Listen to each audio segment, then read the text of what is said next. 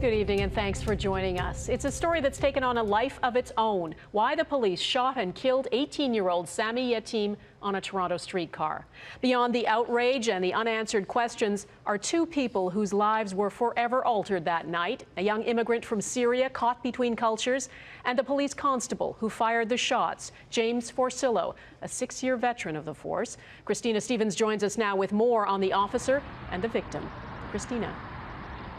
Donna, Sami Yatim's family and friends are gathering here at this funeral home this hour for his visitation. There are hugs and tears.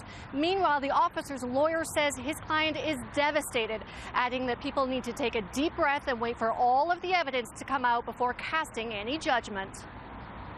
As 18-year-old Sami Yatim brandished a knife inside the streetcar, passengers made a mad scramble out the front door, tripping over each other in their haste to get away. That was the call police were responding to. Now identified as the officer who opened fire,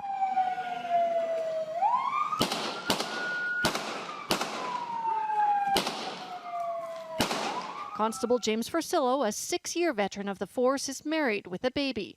This photo is from November, when he raised funds for men's health. And 2 years ago, he spoke to Global News at the funeral of a fellow officer killed on the job. Officer passed away in the line of duty. That's pretty much the most important thing that could happen in the policing world. Last year, he made the province's list of public employees with a salary of over $100,000. Now he's suspended with pay, awaiting the outcome of the Special Investigations Unit probe. New video of the aftermath shows officers stepping around multiple shells on the ground, which are then marked as evidence. They're pumping his chest. They're pumping his chest, dog. As officers inside the streetcar perform CPR, another officer calls out. Where's Priscilla? Hey, find me Priscilla.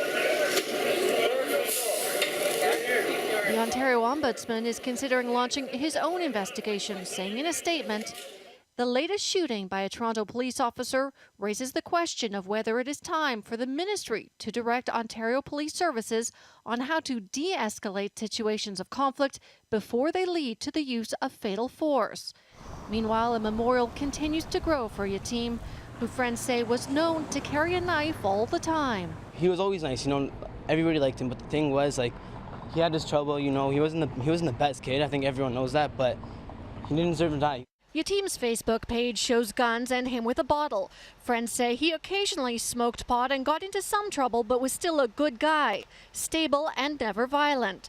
Yatim grew up in a comfortable home in Aleppo, Syria, and moved to Canada about 5 years ago with his dad and sister, although he went back to visit often before the city was destroyed by civil war. He graduated from a Catholic high school in Toronto, where friends say he was well known. Yatim's funeral will be held here tomorrow at 11 o'clock.